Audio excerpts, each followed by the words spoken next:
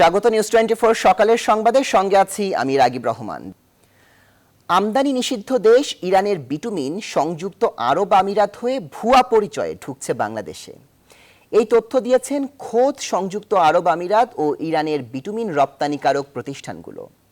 সবচেয়ে বিস্ময়কর তথ্য হলো সংযুক্ত আরব আমিরাত বিটুমিন উৎপাদনকারী দেশ নয়, তবে বাংলাদেশের রাস্তায় ব্যবহার হচ্ছে ইউএই লেখা ড্রামের বিটুমিন। বিটুমিনের গ্রেড নির্ধারণ কমিটির সভাপতি অধ্যাপক ডক্টর মোহাম্মদ জাকারিয়ার মতে, বিটুমিন আমদানির প্রক্রিয়ায় গলদ আছে, যেখানে প্রতি পদে পদে মানহীনতা হতে পারে। তাই আমদানিকে নিরুৎসাহিত করার পক্ষে মত তার। বিস্তারিত আশিকুর রহমান শ্রাবণের প্রতিবেদনে।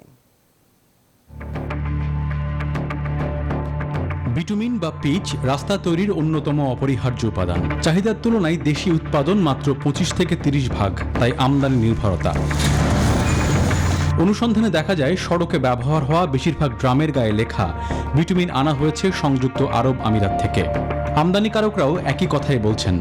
মালয়েশিয়া থেকে আসে, ইউএই থেকে আসে, বাহরাইন থেকে আসে, সিঙ্গাপুর থেকে আসে, ইরাক থেকে, দুবাই থেকে, তারপর সামটাইমস আপনার মালয়েশিয়া। কিন্তু অনুসন্ধান এবং আন্তর্জাতিক গণমাধ্যমের তথ্য বলছে সংযুক্ত আরব আমিরাত বিটুমিন উৎপন্নকারী দেশ নয়, সেখানে মৌলিক বিটুমিন উৎপাদন কারখানা নেই। ইউএইর প্রতিবেশী দেশগুলো থেকে সেখানে বিটুমিন আসে। অনুসন্ধানী তথ্য বলছে ইরান থেকে আসা বিটুমিন সংযুক্ত আরব আমিরাত হয়ে বাংলাদেশে আসে। আবুধাবিতে কিন্তু এত তেল নাই কিন্তু, সো সেই হিসাবে সে আশেপাশের কোনো দেশ এমবার্গোতে থাকাতে সে নিম্নমানের এগুলিকে ছেড়ে দেয়, সেগুলিকে আবার ডাইলিউট করে ফেলে অনেক রিফাইনারিতে, সেগুলি শেষ পর্যন্ত আমাদের এখানে। তার মানে আন্তর্জাতিক বাজারে বিটুমিন এবং সাপ্লাই এন্ডে আমাদের কোনো কন্ট্রোল নাই। সে এখন থার্ড পার্টির মাধ্যমে বিক্রি করছে, তার মানে কি অরিজিনটা আর খুঁজে পাওয়া যাচ্ছে না। বিষয়টি আরো পরিষ্কার হবার জন্য সংযুক্ত আরব আমিরাতের একটি বিটুমিন রপ্তানিকারক প্রতিষ্ঠানের সাথে কথা বলা। তারা পরিষ্কার বলেছেন, ইরানের আল আব্বাস পোর্ট থেকে বিটুমিনের জাহাজ সরাসরি এসে ভিড়ে ইউএইর জেবেল আলী পোর্টে। অনুসন্ধানের পরের ধাপে ইরানের একটি বিখ্যাত বিটুমিন উৎপাদনকারী প্রতিষ্ঠানের সাথে যোগাযোগ করা হয়। তারা জানান, নিয়মিতই বাংলাদেশ সহ বিভিন্ন দেশে বিটুমিন রপ্তানি হচ্ছে, তবে বাণিজ্য নিষেধাজ্ঞা থাকার কারণে সরাসরি না করে ইউএইর মাধ্যমে করা হয়। ইউএইর জন্য যেটা আমাদের গুজবে শুনি সেটা হলো যে বিভিন্ন যেসব সোর্সগুলো ভেরিফাইড না, কোয়ালিটি কন্ট্রোল করা হয় না, সেগুলোকে একটা প্রসেসের থ্রুতে এনে সেটাকে ইউএই ব্র্যান্ডিং করে, বা ইরান বিটুমিন অনেক সময় শোনা যায়, এই ধরনের ব্র্যান্ডিং করে নিয়ে আসা হয়। এটা আসলে ইউএই মানে ইউএই ড্রাম হতে পারে, বাট কেউ একজন লিখেও দিতে পারে ইউএই, তার মানে এই বিটুমিনটা ইউএর কোনো রিফাইনারি তৈরি করছে কিনা এটা কোনো গ্যারান্টি নেই। বিশ্লেষকরা আরও বলেছেন, মিথ্যা ঘোষণায় আসা এসব বিটুমিন কোনো রকম পরীক্ষা নিরীক্ষা ছাড়াই দেশে আসছে আর ব্যবহার হচ্ছে বেশিরভাগ সড়কে। সমাধানের পথ দেখিয়েছেন বিটুমিনের গ্রেডিং নির্ধারণ কমিটির সভাপতি। এইখানে আমদানিকারকদের উপর আমি কেন জিম্মি হয়ে থাকবো? এই জন্য সবচেয়ে উত্তম হইল যে আমি বিদেশ থেকে না এসে যদি দেশের মধ্যে উৎপাদন করা যায় এবং সেখান থেকে সরাসরি নিয়ে এসে যদি আমরা ব্যবহার করতে পারি উইথ প্রপার গ্রেড এবং প্রপার ক্যারেক্টারিস্টিক্স, তাহলেই এই বিটুমিনের রাস্তা টিকবে। তার পরামর্শ, 2041 সালের উন্নত দেশের উপযোগী রাস্তা নির্মাণে আমদানি নির্ভরতা কমিয়ে বাড়াতে হবে দেশীয় আন্তর্জাতিক মানের বিটুমিন উৎপাদন। আশিকুর রহমান শ্রাবণ, নিউজ 24, ঢাকা। শুধু সাধারণ মানুষের নয়, সরকারের জমিও জবরদখল করেছে পল্লবীতে ছেলের সামনে বাবাকে খুনের দায়ে গ্রেফতার সাবেক এমপি আউয়াল। প্রভাব খাটিয়ে 5 বছর আগে জাতীয় গৃহায়নের 5 একর জায়গা দখল করে আউয়াল। দখল করা জমি উদ্ধারে গেলে হামলার শিকার হন সংস্থাটির কর্মকর্তা কর্মচারীরা। আর সেই হামলায় উপস্থিত ছিল সুমন বাহিনীর প্রধান সুমন সহ শাহিনুদ্দিন হত্যায় গ্রেফতার বেশ কয়েকজন। নাইমাল জিকোর প্রতিবেদন। জমি দখলের যেন মহোৎসবে মেতেছিলেন লক্ষ্মীপুর 1 আসনের সাবেক এমপি এম এ আউয়াল। আর জমির প্রতি তার এই লোভ কেড়ে নিয়েছে অনেকগুলো জীবন, শেষ করে দিয়েছে তাদের পরিবারের ভবিষ্যৎ, যার সবশেষ বলি শাহিনুদ্দিন। এখানেই থেমে থাকেনি আউয়াল, তার নজর পড়ে সরকারের জমির উপর। শুরু হয় তা দখলের পায়তারা। 2013 সালে এরই ধারাবাহিকতায় হাসপাতাল নির্মাণের নামে মিরপুর সেকশন 12-তে 4 একর জমি চেয়ে জাতীয় গৃহায়ন কর্তৃপক্ষের কাছে আবেদন করে, যা বরাদ্দ দিতে অপারগতা প্রকাশ করে সংস্থাটি। বরাদ্দ না পেলেও 5 একর জমি দখল করে নেয় আউয়ালের প্রতিষ্ঠান হ্যাভেলি প্রপার্টিজ। এরপর 2019 সালে 10 একর জমি দাবি করে জাতীয় গৃহায়নের বিরুদ্ধে মামলাও করে সে, কিন্তু সেই মামলায় হেরে যায় আউয়াল। এরপরই দীর্ঘদিন ধরে তার দখলে থাকা জমিটি উদ্ধারের নামে জাতীয় গৃহায়ন কর্তৃপক্ষ 2019 সালের 10 ডিসেম্বর সরকারি সম্পত্তি উদ্ধারে গেলে 70 থেকে 75 জন হামলে পড়ে তাদের ওপর, আহত হন অনেকে। মামলার নথিতে দেখা যায় শাহিনুদ্দিন হত্যার ঘটনায় গ্রেফতার সুমন বাহিনীর প্রধান সুমন সহ এই মামলায় জড়িত ছিলেন তাহের, রাজ্জাক ও কামরুল। কখনো সন্ত্রাসী হামলার শিকার হয়েছি, এখন পর্যন্ত আমরা ওখানে গেলেই মানে 50-100 জন হঠাৎ করেই উগ্র লোকজন চলে আসে এবং আমাদের অফিসারদের একাধিকবার আক্রমণ করেছে। লাস্ট 2019 সালে ডিসেম্বর মাসে রক্তাক্ত করেছে আমাদের অফিসারদের। সংস্থাটির কর্মকর্তারা বলছেন খুব শিগগিরই অভিযান চালিয়ে জায়গাটি দখলমুক্ত করা হবে, সরকারের জমি আনা হবে সরকারের দখলে। আমরা আইন কর্মকর্তার সাথে খুব তাড়াতাড়ি এটার ব্যাপারে পরামর্শক্রমে ম্যাজিস্ট্রেট নিয়োগ দিয়ে যে 5 থেকে 6 একর জমি আমাদের বেদখল করে রেখেছে সেটা উচ্ছেদের ব্যবস্থা আমরা খুব ত্বরান্বিত করব। তারা বলছেন মিরপুরে শুধু জাতীয় গৃহায়নের 4000 একরের বেশি জমি রয়েছে, তাই প্রতারণার হাত থেকে বাঁচতে এসব এলাকায় জমি কেনার আগে সংশ্লিষ্ট সংস্থাটি থেকে জমির বৈধতা যাচাই করার আহ্বান জানান তারা।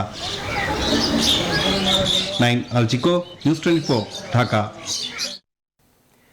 1.5 মাস বন্ধ থাকার পর সারা দেশে চালু হলো দূরপাল্লার পরিবহন।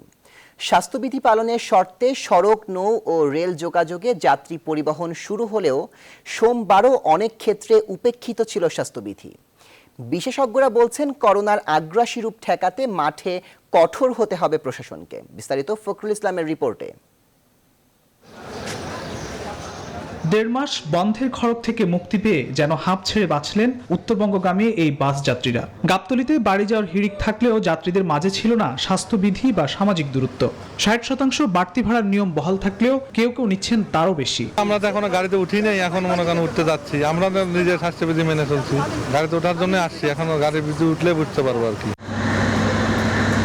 দীর্ঘ বন্ধের পর কমলাপুরেও দেখা গেছে ট্রেন যাত্রীদের ভিড়। বাহিরে স্বাস্থ্যবিধির বালাই না থাকলেও আন্তনগর ট্রেনগুলো ছাড়ছে নিয়ম মেনেই।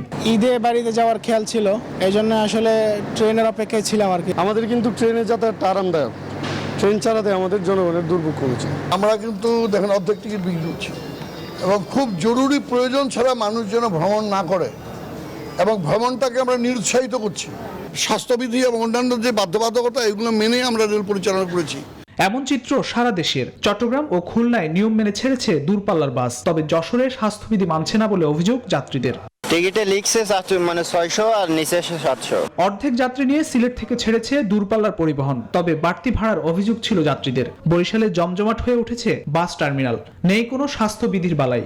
আগে আমাদের টিকিট ছিল 250 টাকা, এখন আপনার করছে 320 টাকা। স্বাস্থ্যবিধি রক্ষা আসলে তো থাকে, এরকম বড় নিয়ম থাকে না। চিরচেনা রূপে ফিরেছে নৌবন্দরগুলো। প্রথম দিনে বরিশালের লঞ্চগুলোতে কম ছিল যাত্রী সংখ্যা। শিমুলিয়া দৌলতদিয়া ফেরিঘাটেও চালু হয়েছে লঞ্চ চলাচল। স্বাস্থ্যবিধি মেনে চলুক, আমরা চাই। সকাল থেকেই চট্টগ্রাম রাজশাহী রেল স্টেশনে ছিল যাত্রী ভিড়। এদিকে করোনা সংক্রমণের মাত্রা বিবেচনায় সীমান্ত ও অঞ্চল ভিত্তিক সতর্কতা প্রয়োগের আহ্বান জনস্বাস্থ্যবিদদের। সারা দেশে একটি করোনার মানচিত্র বা করোনার ম্যাপিং করতে হবে। যে যে অঞ্চলে করোনা বেশি সেই অঞ্চলগুলোকে স্থানীয় ভিত্তিতে লকডাউনে নিতে হবে। অন্যদিকে আমাদের সীমান্ত শহর যেসব জায়গায় ভারতীয়দের সাথে যাতায়াত রয়েছে সেই শহরগুলিকে একটি সেফ বা প্রোটেক্টেড জোন ঘোষণা করতে হবে।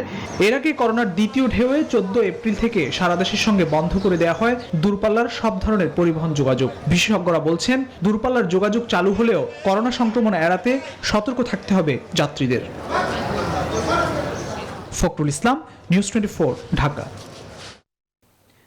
অনেকটাই শিথিল করোনা বিধিনিষেধ। চলছে গণপরিবহন, অফিস, আদালত, আর্থিক প্রতিষ্ঠান। বন্ধ কেবল শিক্ষা প্রতিষ্ঠান। কর্তৃপক্ষ বলছেন শিক্ষার্থীদের স্বাস্থ্য ঝুঁকিতে ফেলতে চায় না সরকার। এ বিষয়ে একমত জনস্বাস্থ্য বিশেষজ্ঞরাও। আরও অন্তত 2 থেকে 3 সপ্তাহ পরিস্থিতি পর্যবেক্ষণের পরামর্শ তাদের। তবে প্রায় 1.5 বছরের বিরতিতে শিক্ষার্থীদের ভবিষ্যৎ নিয়ে শঙ্কিত অভিভাবক ও শিক্ষা সংশ্লিষ্টরা। আরও জানাচ্ছেন সজল দাস। চেনা রূপে রাজধানী ঢাকা, যানজট, জনজট। মহাসড়কে চলছে যানবাহন, শুরু হয়েছে রেল ও নৌযান চলাচল, খুলেছে অফিস আদালত, পুরোদমে সচল শপিং সেন্টারগুলো।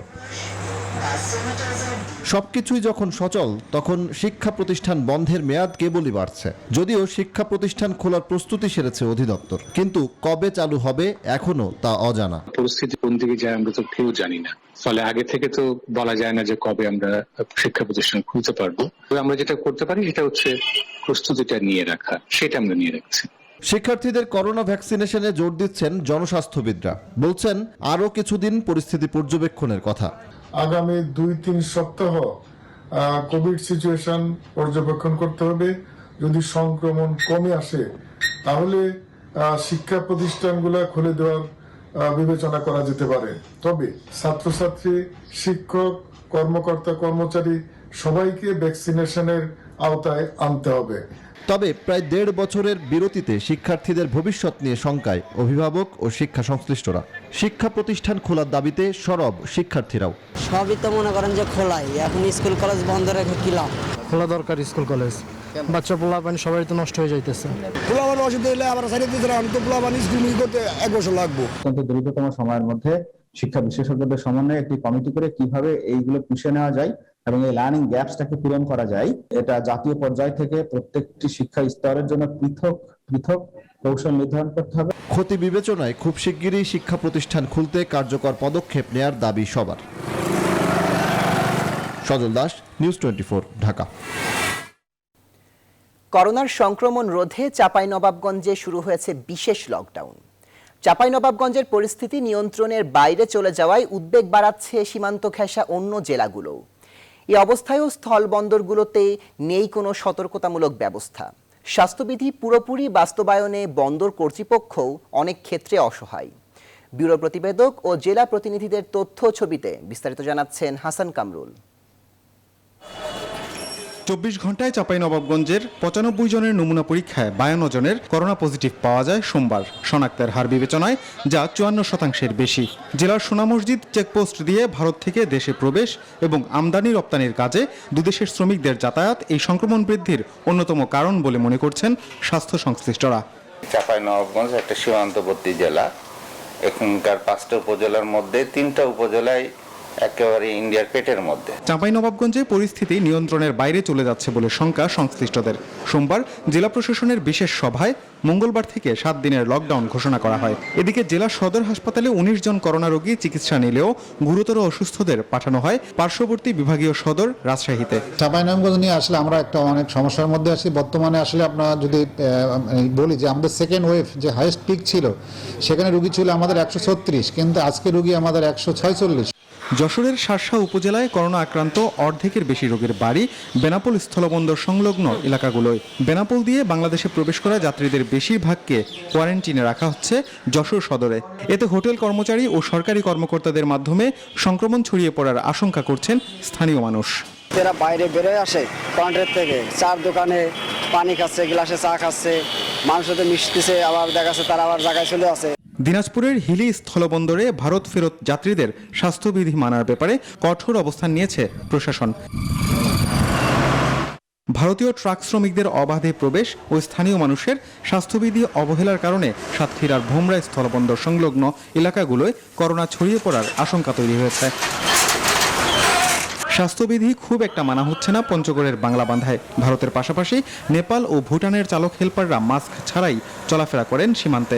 স্থানীয় শ্রমিকদের সঙ্গে তাদের মেলামেশা থেকে ভাইরাস সংক্রমিত হওয়ার শঙ্কায় বাংলাবান্ধার মানুষ। Desk report, news 24। কেন্দ্রগুলোই ফুরিয়ে আসছে করোনা টিকার মজুদ। বাকি থাকা টিকা এখন প্রয়োগ করতে হচ্ছে রেশনিং পদ্ধতিতে। রাজধানীর টিকা কেন্দ্রগুলোই কেন্দ্রভেদে 5 থেকে 15% পর্যন্ত ভ্যাকসিন গ্রহণকারী দ্বিতীয় ডোজ অনিশ্চিত।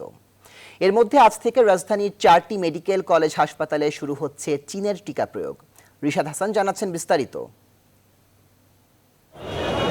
প্রায় 14 লাখ মানুষের করোনা টিকার দ্বিতীয় ডোজ অনিশ্চিত। এমন বাস্তবতায় রাজধানীর টিকা কেন্দ্রগুলোই ফুরিয়ে আসছে টিকার মজুদ। স্বাস্থ্য অধিদপ্তরের এমআইএস শাখার সর্বশেষ তথ্য মতে 4 লাখের কম টিকার মজুদ রয়েছে, যা ফুরিয়ে যাবে এই সপ্তাহের মধ্যেই। শিশু হাসপাতালের উপপরিচালক বলছেন, এ পর্যন্ত এই কেন্দ্রে দ্বিতীয় ডোজের টিকা দেওয়া হয়েছে প্রায় 85%। টোটাল যে রেজিস্ট্রেশনটা আমাদের এখানে হয়েছিল ফার্স্ট ডোজের, তো সেকেন্ড ডোজে গিয়ে দেখা গেছে যে আমরা মোর দ্যান 85% কভার করে পেতে পারবো আর কি বাই দিস টাইম, আর এক সপ্তাহের মধ্যে। রাজধানী সহ দেশের বিভিন্ন কেন্দ্রে এরই মধ্যে বন্ধ হয়ে গেছে টিকার দ্বিতীয় ডোজ। হাতে থাকা টিকা কেন্দ্রভেদে দেয়া হচ্ছে রেশনিং পদ্ধতিতে। টার্গেটটা অনেক জায়গায় ফিল আপ হয়ে গেলে তো তাদের বন্ধ হয়ে যাচ্ছে। যে জায়গায় ভিড় বেশি ছিল অনেক বেশি দিয়েছে, তখন দেখা যাচ্ছে ওই জায়গাটা বেশি যদি থাকে, যেসব জায়গায় একদম সেন্টারে কম ছিল তারা যদি দিয়ে দেয় ভ্যাকসিনটা অন্য জায়গায়, তখন তারা পেয়ে যাচ্ছে। অক্সফোর্ড অ্যাস্ট্রাজেনেকার টিকা ফুরিয়ে গেলেও মঙ্গলবার থেকে দেশের 4টি মেডিকেল কলেজ হাসপাতালে শুরু হতে যাচ্ছে চীনের সিনোফার্মার টিকা প্রয়োগ। কালকে কিন্তু 4টা medical college, Suhrawardy medical college, Dhaka medical college, Salimullah, Mugda, 4টাতে কিন্তু সিনোফার্মের যে টিকা এটা কিন্তু শুভ উদ্বোধন হবে। আমরা সেভাবে প্রস্তুত আছি। পূর্বের সিদ্ধান্ত অনুযায়ী এই টিকা দেয়া হবে মেডিকেল কলেজের শিক্ষক ও শিক্ষার্থীদের। এছাড়া চীন ও রাশিয়ার কাছ থেকে টিকা পেতে তৎপরতা অব্যাহত রেখেছে স্বাস্থ্যসেবা বিভাগ। রিশাদ হাসান, নিউজ 24, ঢাকা। বাংলা একাডেমির মহাপরিচালক কবি হাবিবুল্লাহ সিরাজি আর নেই। সোমবার রাত 11টার পর রাজধানীর একটি বেসরকারি হাসপাতালে মারা যান তিনি ক্লোন ক্যান্সারে ভুগছিলেন। গেল 25 এপ্রিল রাজধানীর শ্যামলীর বাংলাদেশ স্পেশালাইজড হাসপাতালে ভর্তি করা হয় তাকে। সেখানে কয়েকদিন ধরে তিনি ভেন্টিলেশনে ছিলেন। এর আগে গত ফেব্রুয়ারিতে অসুস্থ হয়ে হাবিবুল্লাহ সিরাজি হাসপাতালে ভর্তি হলে তার হার্টে রিং পরানো হয়। বাংলা একাডেমির সচিব ও ভারপ্রাপ্ত মহাপরিচালক জানান, শ্রদ্ধা নিবেদনের জন্য মঙ্গলবার সকাল 10টায় হাবিবুল্লাহ সিরাজির মরদেহ নেওয়া হবে বাংলা একাডেমি প্রাঙ্গণে। পরে আজিমপুর কবরস্থানে দাফন করা হবে তাকে। পেশাগত জীবনে হাবিবুল্লাহ সিরাজি ছিলেন প্রকৌশলী। লেখালেখিতেও তিনি ছিলেন সক্রিয়। সাহিত্যে অবদানের জন্য তিনি পেয়েছেন 21 পদক এবং বাংলা একাডেমি সাহিত্য পুরস্কার।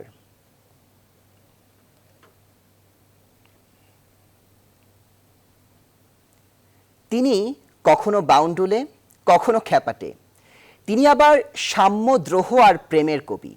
বলছে আমাদের জাতীয় কবি কাজী নজরুল ইসলামের কথা, যিনি সময়কে হার মানিয়ে নিজ হাতে ভাগ্য গড়েছিলেন, শানিত করেছিলেন বাংলা সাহিত্যের প্রায় প্রতিটি শাখা। তাই তো আজও তিনি উন্নত মমশির।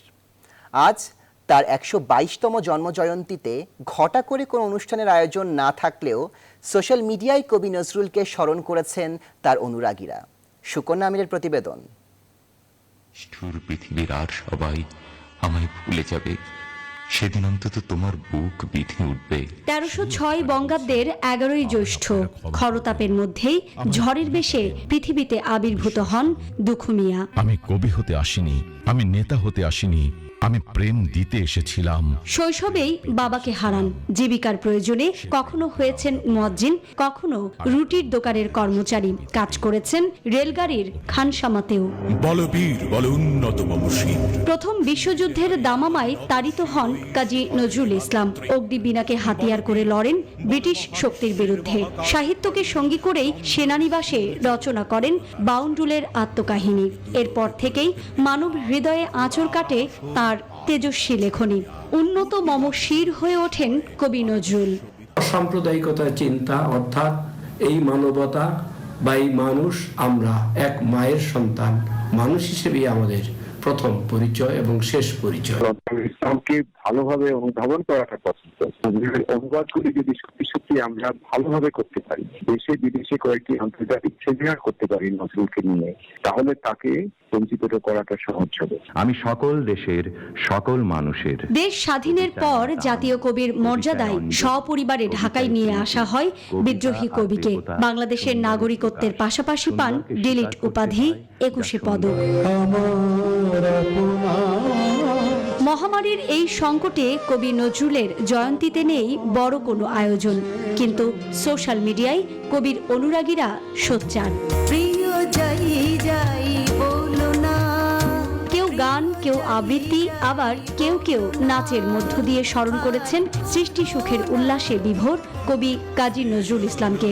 দিনক্ষণে স্মরণ না করে কবি নজরুল চর্চা হোক প্রতিটি ক্ষণ, এমনটাই প্রত্যাশা কবি প্রেমীদের। সুকন্যা আমির, নিউজ 24, ঢাকা। কবি নজরুলের সমাধিতে শ্রদ্ধা নিবেদন করছেন ভক্ত ও অনুরাগীরা। ঢাকা বিশ্ববিদ্যালয় এলাকার সমাধিস্থল থেকে বিস্তারিত জানাবেন আমাদের সহকর্মী সুকন্যা আমির। সুকন্যা, বিদ্রোহী কবির জন্মজয়ন্তীতে সমাধিতে শ্রদ্ধা জানাতে কারা এসেছেন এবং এখন কি অবস্থা সেখানে?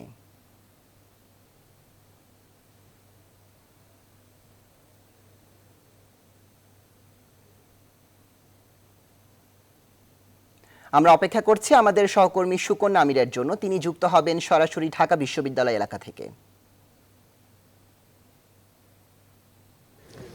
রাগিব, আপনি জানেন যে আজকে আমাদের বিদ্রোহী কবি, সৌম্যের কবি এবং প্রেমের কবি কাজী নজরুল ইসলামের 122তম জয়ন্তী, এবং এই উপলক্ষে কিন্তু সকাল থেকে সেরকম আহামরি কোনো আয়োজন কিন্তু আজকে নেই, সেরকম বড় কোনো আয়োজন নেই। তবে কবির সমাধিতে আসলে এখানে যারা আসবেন, সাধারণ জনতা তো আসবেনই, কবির পরিবারবর্গর আসার কথা রয়েছে এবং সেই সাথে আওয়ামী লীগ থেকে শুরু করে বিএনপি থেকে শুরু করে সর্বসাধারণ কিন্তু শ্রদ্ধা নিবেদন করবে আজ। এবং আমরা যতটুকু জেনেছি যে আজকে তেমন কোনো বড় আয়োজন না থাকলেও এরকম সকালবেলা আসলে জয়ন্তীর যেই শুভেচ্ছা যদি বলি বা কবিকে স্মরণ করা বলি, এটি আসলে শ্রদ্ধা নিবেদনের জন্যই তারা আসবেন এবং সারাদিনে তেমন কোনো আয়োজন নেই। কারণ আপনি জানেন যে কোভিডের কারণে আসলে সাংস্কৃতিক অঙ্গনের যতগুলো প্রতিষ্ঠান রয়েছে সেগুলো কিন্তু বন্ধ রয়েছে। আমরা যেটি জানি যে বাংলা একাডেমি থেকে শুরু করে শিল্পকলা একাডেমি এবং অন্যান্য যে অঙ্গ সংগঠন রয়েছে, এমনকি নজরুলের যে প্রাতিষ্ঠানিক সংগঠনটি রয়েছে সেখানেও কিন্তু নানা রকমের আয়োজনও হয়ে থাকে। এবার কিন্তু তেমন কোনো আয়োজন নেই। তবে আমরা জানতে পেরেছি যে সকাল 7:30 নাগাদ আসলে সংস্কৃতি প্রতিমন্ত্রী KM খালিদ আসবেন শ্রদ্ধা নিবেদনের জন্য এবং তারপরে আসলে আওয়ামী লীগের কেন্দ্রীয় নেতাকর্মীদের আসার কথা রয়েছে। এবং বিএনপির প্রতি বছরই কিন্তু সংগঠন থেকে অনেকেই আসেন কবির উদ্দেশ্যে শ্রদ্ধা নিবেদনের জন্য।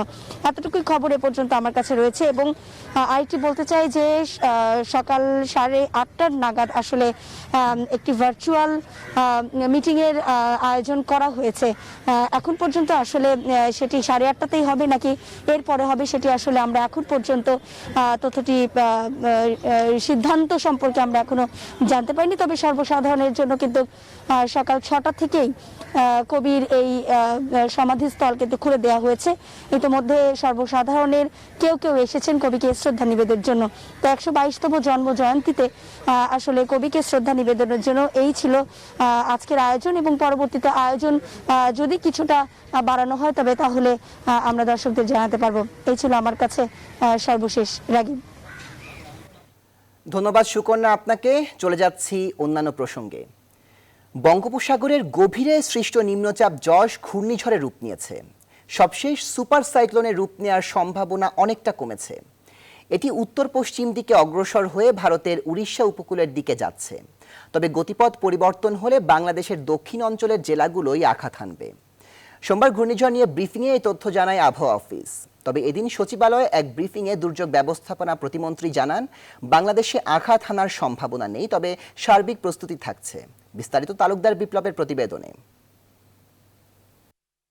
বঙ্গোপসাগরের গভীর নিম্নচাপ যশ ঘূর্ণিঝড়ে রূপ নিয়েছে, তবে সুপার সাইক্লোনে রূপ নেওয়ার সম্ভাবনা অনেকটা কমেছে।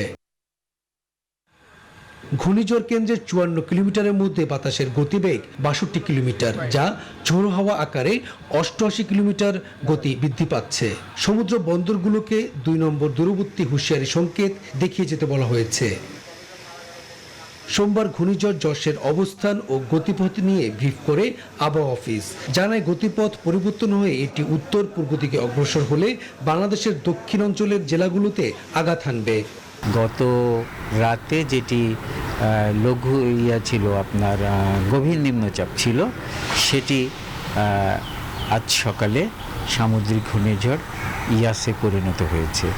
তো এটির গতিবিধি আমরা লক্ষ্য করছি। এখন পরবর্তীতে এটি আরও শক্তিশালী হবে। আজকে শক্তির দিক থেকে এটি সুপার সাইক্লোন আম্পানের শক্তি অর্জন করছে না। এটি প্রায় আমরা 80% বা 80% নিশ্চিত। বাংলাদেশে আঘাত আনার সম্ভাবনা কমলেও সার্বিক সতর্কতামূলক ব্যবস্থা ও প্রস্তুতি রয়েছে সরকারের। দুপুরে সচিবালয়ে একথা জানান দুর্যোগ ব্যবস্থাপনা ও ত্রাণ প্রতিমন্ত্রী। Fire service volunteer, army, navy, coastguard, police, Ansar, VDP volunteer, scout volunteer এবং আমাদের সিপিবি ভলান্টিয়ার সহ আমাদের মাঠ প্রশাসনের কর্মকর্তারা এবং আমাদের রাজনৈতিক দল বাংলাদেশ আওয়ামী লীগের নেতাকর্মীরা সবাই প্রস্তুত আছে, সতর্ক আছে। যে কোনো নির্দেশনার ভিত্তিতে তারা কাজ করবে। ঘূর্ণিঝড়ের প্রভাবে দেশের বিভিন্ন জেলায় মঙ্গলবার থেকে বৃষ্টিপাতের সম্ভাবনা রয়েছে এবং বুধবার থেকে তাপদাহ অনেকটা কমে আসবে বলে ধারণা করছে আবহাওয়া অফিস। তালুকদার বিপ্লব, নিউজ 24, ঢাকা। অবশেষে টানা এক সপ্তাহ দাবদাহের পর রাজধানীতে নেমেছে অঝোর বৃষ্টি। বৃষ্টির সাথে খুব কম সময়ের জন্য হলেও বজ্রপাত আর কালবৈশাখীও বয়ে গেছে। হঠাৎ নামা কাঙ্ক্ষিত এই বৃষ্টিতে রাজধানীবাসীর মধ্যে গরম থেকে ফিরেছে স্বস্তি। আবহাওয়া অধিদপ্তরের পর্যবেক্ষণ অনুযায়ী শুধু রাজধানীতেই নয়, চট্টগ্রাম থেকে শুরু করে কুমিল্লা হয়ে রাজধানী পর্যন্ত বিস্তীর্ণ এলাকা জুড়ে বৃষ্টি শুরু হয়েছে। এটি আরও সময় নিয়ে চলতে পারে। এরপর আগামী বুধবার থেকে টানা বৃষ্টি শুরু হতে পারে। ফলে আপাতত দেশের বেশিরভাগ এলাকা থেকে দাবদাহ বিদায় নেওয়ার সম্ভাবনা রয়েছে। ইতিমধ্যে রাজধানীতে দিনভর বয়ে যাওয়া তাপমাত্রা এক ধাক্কায় 3 ডিগ্রি সেলসিয়াস নিচে নেমে এসেছে। একটা বিরতি নিচ্ছি, আমাদের সঙ্গেই থাকুন।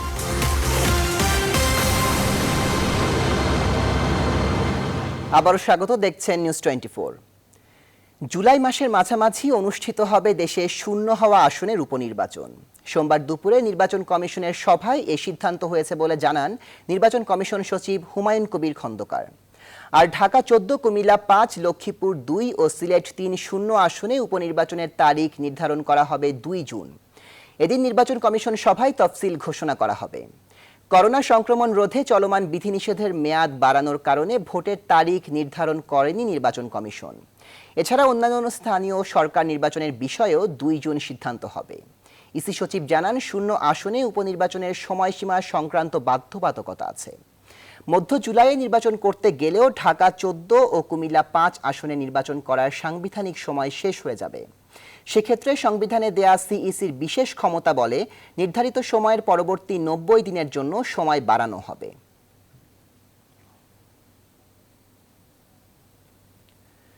ঢাকা বিশ্ববিদ্যালয়ের তথ্য বিজ্ঞান ও গ্রন্থাগার ব্যবস্থাপনা বিভাগের শিক্ষার্থী হাফিজুর রহমানের মৃত্যুর ঘটনায় মামলা করেছেন তার ভাই হাবিবুর রহমান। বিশ্ববিদ্যালয়ের কর্তৃপক্ষ ঘটনা তদন্তে একটি কমিটি করেছে। কমিটিকে দ্রুত সময়ের মধ্যে প্রতিবেদন দিতে বলা হয়েছে। রাজধানীর শাহবাগ থানায় শিক্ষার্থীর ভাই এ মামলা দায়ের করেন। এদিকে সুষ্ঠু তদন্ত সহ 4 দফা দাবিতে মানববন্ধন করেছেন বিশ্ববিদ্যালয়ের একদল শিক্ষার্থী। গেল 15 মে ব্রাহ্মণবাড়িয়ার গ্রামের বাড়ি থেকে ঢাকার উদ্দেশ্যে রওনা দেওয়ার পর থেকে হাফিজুরের আর খোঁজ পাচ্ছিল না পরিবার। নিখোঁজের 8 দিন পর পুলিশের সহায়তায় রোববার ঢাকা মেডিকেল কলেজ হাসপাতালের মর্গে হাফিজুরের লাশ শনাক্ত করেন তার ভাই।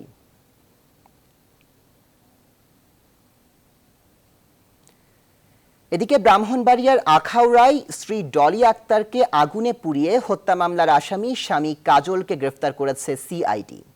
সিআইডি জানায়, পারিবারিক কলহের এক পর্যায়ে কাজল স্ত্রী ডলির গায়ে আগুন ধরিয়ে দেয়। পরে চিকিৎসাধীন অবস্থায় মারা যান ডলি। এরপর থেকে পলাতক ছিলেন কাজল। বিস্তারিত মাসুদা লাবনীর প্রতিবেদনে।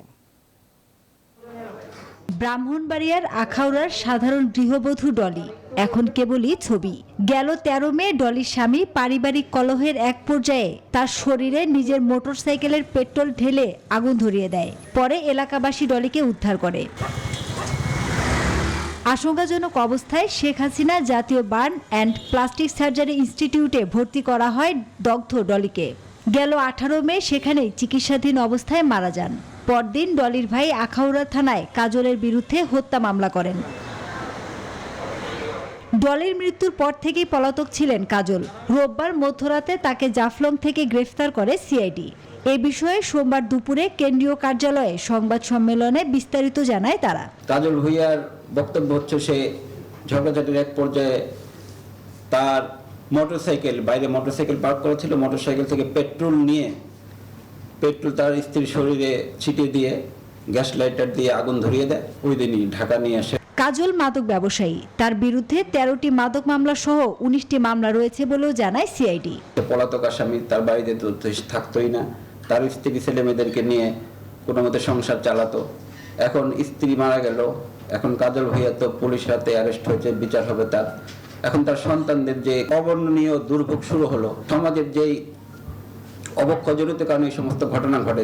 গ্রেফতারের সময় কাজলের কাছ থেকে টয়োটা সেলুন গাড়ি জব্দ করা হয়, যেটি তার নিজের নয়।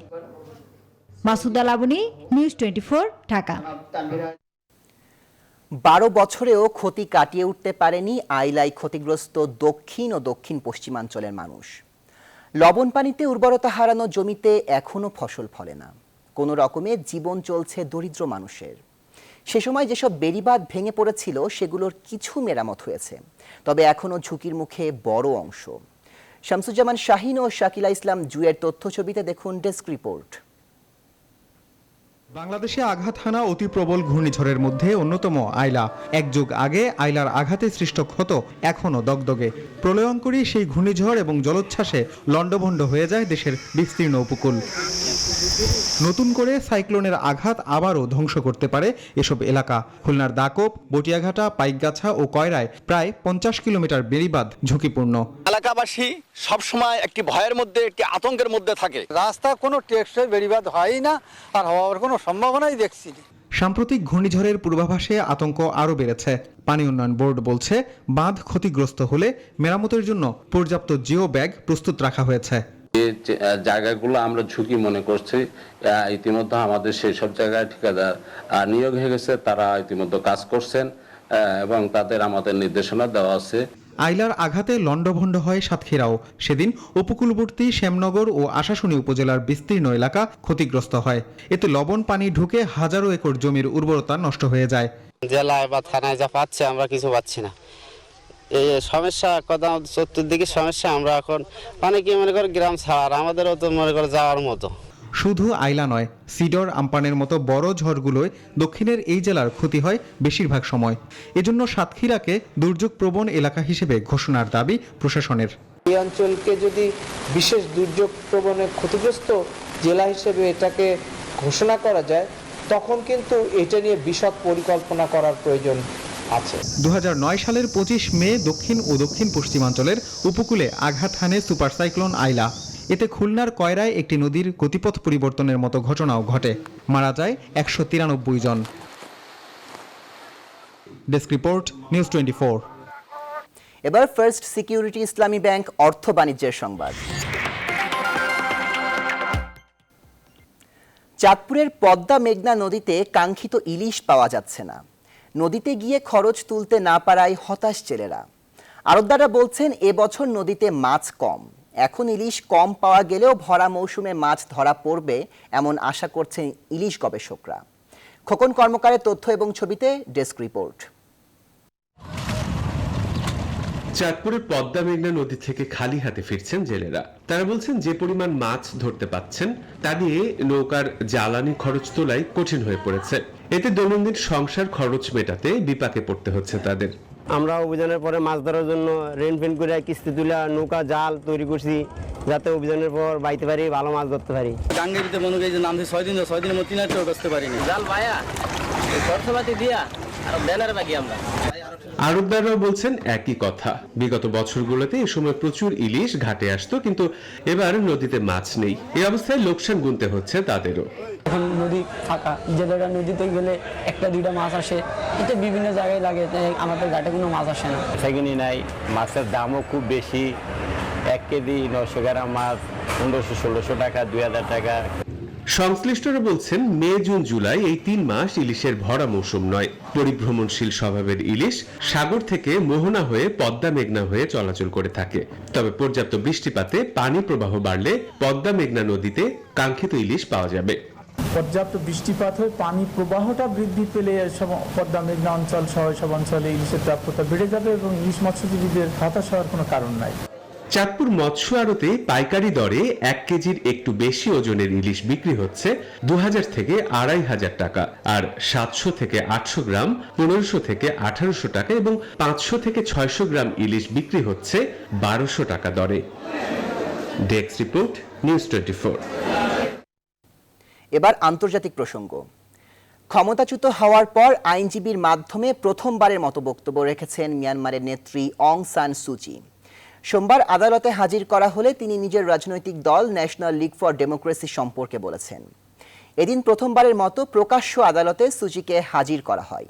সেখানে আইনজীবী মিন মিন সোয়ের সঙ্গে বৈঠকের সুযোগ পান তিনি। ওই সময় তিনি জনগণকে আনন্দে থাকার পরামর্শ দিয়েছেন বলে জানান তার আইনজীবী। একই সঙ্গে আশ্বস্ত করেছেন যতদিন মানুষ থাকবে ততদিন তার পার্টিও থাকবে, এমনটি জানিয়েছেন সু চি।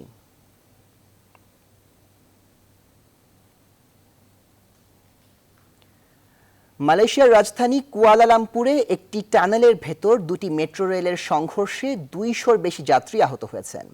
স্থানীয় সময় সোমবার রাতে এই দুর্ঘটনা ঘটে। যাত্রীবাহী একটি রেল বিপরীতমুখী অবস্থানে থাকা অপর একটি রেলকে সজোরে ধাক্কা দিলে এই দুর্ঘটনা ঘটে। তবে ওই সময় অন্য রেলটিতে কোনো যাত্রী ছিল না। যাত্রীদের মধ্যে 47 জনের অবস্থা গুরুতর। মালয়েশিয়ায় মেট্রো সিস্টেমের 23 বছরের মধ্যে এটি প্রথম বড় কোনো দুর্ঘটনা।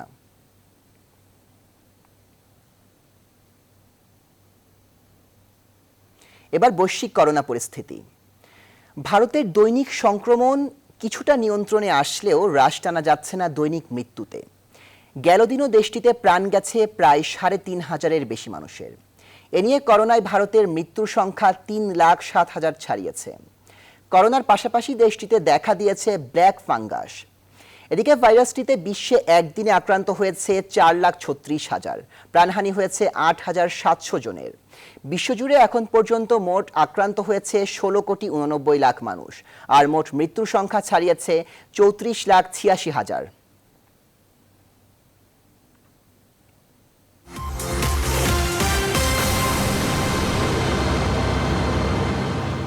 আবারও স্বাগত, দেখছেন নিউজ 24। এবার প্রবাসের খবর।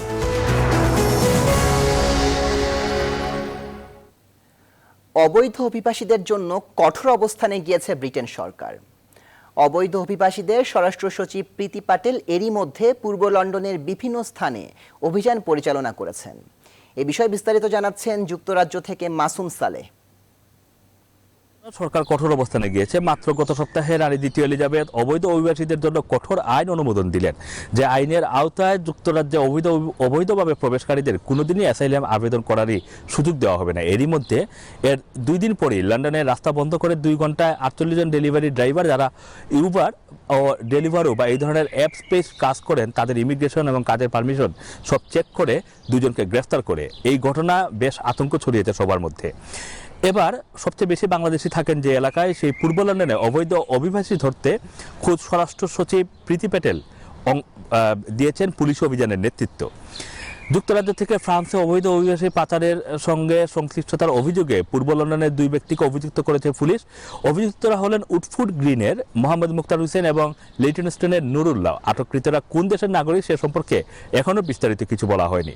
ন্যাশনাল ক্রাইম এজেন্সি জানিয়েছে সন্দেহভাজন মানব পাচারকারীদের পাকড়াওয়ের উদ্দেশ্যে গত 19 মে পূর্ব লন্ডনে ব্যাপক অভিযান চালিয়ে তাদের গ্রেফতার করা হয়। অভিযানের সময় হোম সেক্রেটারি প্রীতি প্যাটেল নিজে উপস্থিত ছিলেন। একই অভিযানে আরও অন্তত 5 জন মিনি ক্যাব ড্রাইভারকে গ্রেফতার করে পুলিশ। অবৈধ অভিবাসীদের পিক আপ পয়েন্টে আনা নেওয়ার সঙ্গে তারা সংশ্লিষ্ট ছিলেন বলে সন্দেহ করছে পুলিশ। গ্রেফতারের পর ছেড়ে দেওয়া হলেও তাদের বিরুদ্ধে তদন্ত অব্যাহত রয়েছে। তাছাড়া পূর্ব লন্ডনের মাইল্যান্ডের একটি বাড়ি থেকে 11 জন সন্দেহভাজন অভিবাসীকে উদ্ধার করে ন্যাশনাল ক্রাইম।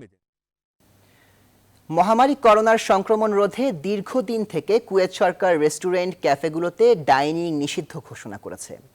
বর্তমানে দেশটিতে করোনা পরিস্থিতি উন্নতি হওয়ায় রেস্টুরেন্টগুলোতে বসে খাওয়ার অনুমোদন দিয়েছে কুয়েত সরকার। এতে করে রেস্টুরেন্ট মালিক সহ প্রবাসী বাংলাদেশিরা সকলেই খুশি। কুয়েত থেকে মঈন সুমনের পাঠানো তথ্য এবং চিত্রে নাহিদ জিহানের ডেস্ক রিপোর্ট। সারা বিশ্বের মতো কুয়েতেও করোনার প্রাদুর্ভাব রোধে সরকারের দেয়া বিধিনিষেধ আরোপিত হওয়ায় বিভিন্ন সময়ে কারফিউ ও লকডাউন চলে আসছিল। দীর্ঘ 1.5 বছরেও থামছে না করোনা ভাইরাসের সংক্রমণ। কুয়েতে করোনা সংক্রমণ রোধে সরকার দীর্ঘদিন রেস্টুরেন্ট ও ক্যাফেগুলোতে বসে খাওয়ার পরিবর্তে শুধুমাত্র পার্সেলের অনুমতি দিয়েছিলেন। এর মধ্যে কুয়েতের করোনা পরিস্থিতি উন্নতি হওয়ায় 23 মে থেকে সরকার ডাইনিং এর অনুমতি দিয়েছেন। এতে করে রেস্টুরেন্ট মালিক ও প্রবাসী বাংলাদেশিরা সবাই আনন্দিত। দীর্ঘদিন হোটেল রেস্টুরেন্ট বন্ধ থাকার পর আমরা নতুন করে টেবিলে বসে খাওয়ার অনুমতি দিয়েছে ওই সরকার। প্রবাসে যারা আছে তারা যেন স্বাস্থ্যবিধি মেনে হোটেলগুলোতে প্রবেশ করে। করোনা পরিস্থিতি উন্নতি হওয়ায় এখন থেকে রেস্টুরেন্ট ও ক্যাফেগুলোতে ভোর 5টা থেকে রাত 8টা পর্যন্ত বসে খাওয়ার অনুমোদন দিয়েছে সরকার। সেই সাথে রাতভর থাকছে পার্সেল সরবরাহের ব্যবস্থা। দীর্ঘদিন ধরে রেস্তোরাঁ ব্যবসায়ীরা বেচাকেনায় লোকসান গুনছে। দোকান ভাড়া ও শ্রমিকদের বেতন ভাতা পরিশোধ করতেও হিমশিম খাচ্ছেন তারা। এবার সেই ক্ষতি পোষানোর সময়োপযোগী পদক্ষেপের জন্য কুয়েত সরকারকে ধন্যবাদ জানান প্রবাসী বাংলাদেশিরা। Desk report, news 24। এবার নিউজ 24 স্পোর্টস। লঙ্কানদের বিপক্ষে সিরিজের দ্বিতীয় ওয়ানডেতে আজ মাঠে নামছে স্বাগতিক বাংলাদেশ। মিরপুরের হোম অফ ক্রিকেটে ম্যাচ শুরু দুপুর 1টায়। ম্যাচের আগের দিন দলগত অনুশীলন করেনি টাইগাররা। অন্যদিকে মিরপুরের একাডেমি মাঠে লঙ্কানরা নেটে অনুশীলন করলেও সেখানে ছিলেন না একাদশের বেশিরভাগ ক্রিকেটার। বিস্তারিত মাহফুজুল ইসলামের রিপোর্টে। তীব্র ও অসহনীয় গরম সঙ্গে কোভিড বাস্তবতা সব মিলিয়ে কঠিন এক সময় মিরপুরের একাডেমি মাঠে সিরিজের দ্বিতীয় ওয়ানডের আগে তাই সীমিত পরিসরের অনুশীলন সেরেছেন সফরকারী লঙ্কানরা, যেখানে ছিলেন না প্রথম ওয়ানডের একাদশের বেশিরভাগ ক্রিকেটার। সিরিজ বাঁচানোর ম্যাচ, তাই তো দ্বিতীয় ওয়ানডেতে পূর্ণ শক্তির লঙ্কান একাদশ দেখার অপেক্ষায়। প্রথম ওয়ানডের আগে কোভিড বাস্তবতায় টালমাটাল পরিস্থিতি সামলে মাঠের ক্রিকেট চলমান রাখলেও দ্বিতীয় ম্যাচের আগে সাবধানী লঙ্কান টিম ম্যানেজমেন্ট। মাঠে ছিল না সাংবাদিকদের সঙ্গে কোনো আনুষ্ঠানিক সেশন। দ্বিতীয় ওয়ানডের আগে লঙ্কান একাদশে পরিবর্তনের আভাস দেখা যেতে পারে বাড়তি এক স্পিনিং অলরাউন্ডার। কোভিড পরিস্থিতি ও তীব্র গরম বিবেচনায় এদিন কোনো অনুশীলন করেনি বাংলাদেশ দল। আইসিসি ওয়ানডে সুপার লিগের গুরুত্বপূর্ণ সিরিজ টাইগারদের 3 ম্যাচে পূর্ণ পয়েন্ট পেলেই টাইগাররা চলে যাবে টেবিলের শীর্ষে। ম্যাচ বাই ম্যাচ পরিকল্পনা টিম ম্যানেজমেন্টের। প্রথম ওয়ানডেতে মুস্তাফিজের কাফ মাসেলের টানের ফলে খুলে যেতে পারে তরুণ পেসার শরীফুলের ভাগ্য। মন থেকে যাচ্ছিলাম এবং এফোর্ট দিচ্ছিলাম যতটা পারে নিজে থেকে, কারণ এটা বাংলাদেশের জয়ের খুব দরকার ছিল। তো ইনশাল্লাহ সেটা ভূমিকা কিছুটা নিজে রাখতে পেরেছি, সেই জন্য আমি খুবই খুশি। আর হাসানাঙ্গা যেহেতু ওর সাথে আমি আন্ডার-19 ওয়ার্ল্ড কাপ খেলেছি, তো কিছুটা হলেও চিনি। ও অবশ্যই ভালো ব্যাটিং করেছে, তারপর উইকেট বুঝে ফিল্ড সেট আপ করে ওকে আসলে উইকেটটা নিতে পেরে খুবই খুশি আমি। 3 ম্যাচ ওয়ানডে সিরিজে 1-0 ব্যবধানে এগিয়ে আছে বাংলাদেশ। মাহফুজুল ইসলাম, নিউজ 24, ঢাকা। এদিকে কাতার বিশ্বকাপকে সামনে রেখে বরাবরের মতো অনুশীলন করেছে বাংলাদেশ ফুটবল দল। তবে হঠাৎই সফর বাতিল হওয়ায় হতাশ ফুটবলার সহ কোচ জেমি ডে। নিয়মিত অনুশীলনে সবাই থাকলেও ছিল না আগের মতো স্বতঃস্ফূর্ততা।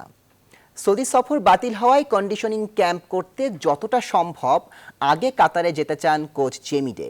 বিস্তারিত তৌহিদুল ইসলামের রিপোর্টে। গতকাল পর্যন্ত ঠিকঠাক ছিল বাংলাদেশের সৌদি আরব সফর, তবে হঠাৎই মধ্যরাতে তা বাতিল হওয়ার খবর জানায় বাংলাদেশ ফুটবল ফেডারেশন বাফুফে। আর তাই বঙ্গবন্ধু স্টেডিয়ামে জেমিডের অধীনে নিয়মিত অনুশীলনে অংশ নিয়েছেন ক্যাম্পে ডাক পাওয়া ফুটবলাররা। নিয়ম মেনে অনুশীলন চললেও কিছুটা হতাশার ছাপ ছিল সবার চোখে মুখেই। তবে সৌদি সফর বাতিল হওয়ার প্রভাবটা একটু বেশি ছিল গোলরক্ষক আনিসুজ্জামান জিকোর, কেননা কিছুদিন আগেই বসুন্ধরা কিংসের হয়ে কাতারে যাবার কথা থাকলেও তা বাতিল হয়ে যায়। আর জাতীয় দলের হয়ে একদম শেষ মুহূর্তে এসে অভিজ্ঞতা হলো একই ঘটনার। অনেক খারাপ লাগছে। এর আগেও যেটা হয়েছে, আমরা ব্যাগ সব কিছু গাড়িতে উঠাই ফেলছিলাম ক্লাবে, যেটা আমরা শিকাগো যাওয়ার কথা ছিল। ম্যাচ খেলা দরকার, প্রস্তুতি সামনে যেহেতু বিগ ম্যাচ, তো সব কিছু মিলে কিন্তু যদি যাইতে পারতাম তাহলে আমাদের জন্য ভালো হতো আর কি। মাঠে শিষ্যদের নিয়ে কাজ করছেন জেমি ডে, তবে অন্য দিনের মতো চনমনে দেখা যায়নি তাকেও। সরাসরি না বললেও সফর বাতিলের হতাশা স্পষ্টই ছিল তার চলাফেরায়। আর তাই যতটা দ্রুত সম্ভব পাড়ি জমাতে চান কাতারে। কন্ডিশনের সঙ্গে মানিয়ে নেওয়া ছিল আমাদের মূল উদ্দেশ্য। সেই হিসেবেই পরিকল্পনা সাজানো, আর পরিকল্পনা অনুযায়ী কাজ না হলে অনেক কিছু নতুন করে সাজাতে হয়। কাতারে গিয়ে 2-1 দিনের ক্যাম্প কোনো কাজে আসবে না, দ্রুত সেখানে যাওয়া দরকার। সৌদি সফর বাতিল নিয়ে কি বলছে বাফুফে? যেহেতু আমাদের হোটেল কনফার্ম ছিল, টিকিট কনফার্ম ছিল, ওইখানে সমস্ত যোগাযোগ কনফার্ম ছিল এবং সবকিছু কনফার্ম ছিল, শুধু ওই লেটারটার কারণে আসলে এটা হয়। বাছাই পর্ব খেলতে আগামী 30 মে কাতারের উদ্দেশ্যে ঢাকা ছাড়ার কথা বাংলাদেশের। আর 3 মে প্রথম ম্যাচে মাঠে নামবে তারা। তৌহিদুল ইসলাম, নিউজ 24। এখন এ পর্যন্ত। আরো খবর ও বিশ্লেষণ জানতে ভিজিট করুন www.news24bd.tv। ধন্যবাদ সবাইকে।